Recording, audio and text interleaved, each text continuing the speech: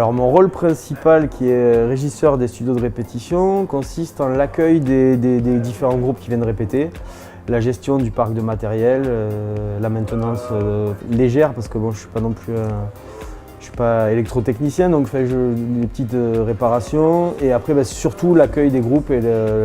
les plannings de répétition, gérer l'emploi du temps des musiciens. Et aussi, à côté, je fais aussi un peu des séances d'accompagnement, qu'on pourrait résumer par du coaching, même si ce n'est pas exactement le terme que j'emploierais, mais voilà.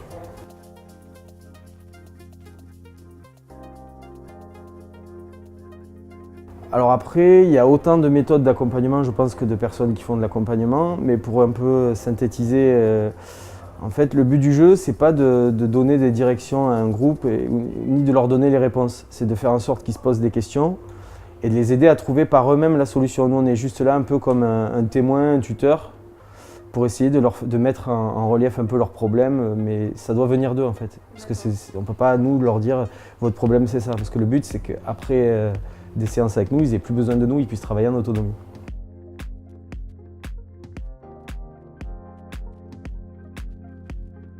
Alors, en termes de spectateurs, pour tout ce qu'il y a eu comme concert, je suis très heureux d'avoir pu voir Public Enemy, par exemple, qui est quand même un groupe assez légendaire dans le rap. Je ne m'attendais vraiment pas à avoir un groupe aussi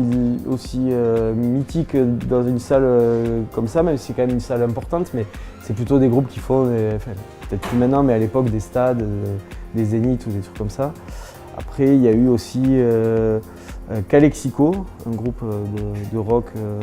américain qui est un de mes groupes préférés, donc ça a été génial. J'ai pu parler avec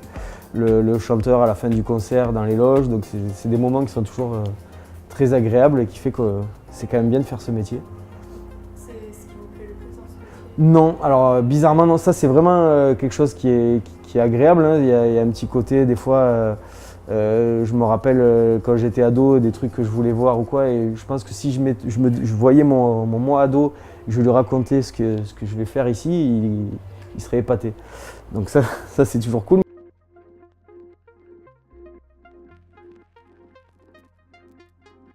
Ce que je préfère moi ici, c'est vraiment de travailler avec les groupes locaux en accompagnement justement parce que ça fait pas longtemps qu'on a une structure comme ça ici et il y a vraiment des groupes intéressants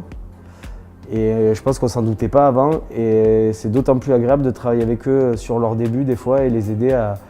un peu prendre les bons axes pour bien travailler et devenir après la vraie scène qui va compter peut-être plus tard. Voilà, donc pour moi c'est le truc le plus enrichissant que je puisse faire ici.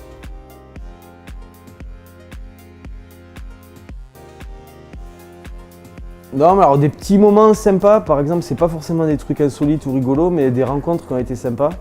avec certains artistes qui, a priori, en plus, ne sont pas dans mon style de prédilection, mais